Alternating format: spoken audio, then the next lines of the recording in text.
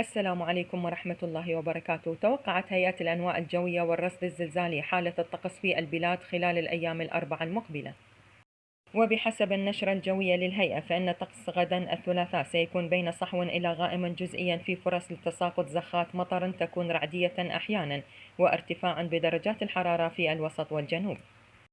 وأضاف أن طقس الأربعاء المقبل سيكون في عموم مناطق البلاد غائما جزئيا إلى غائم، مع تساقط أمطار متوسطة إلى غزيرة الشدة أحيانا، مصحوبة بحدوث عواصف رعدية مع فرصة لتساقط حبات البرد الحالوب، ودرجات الحرارة تنخفض بضع درجات.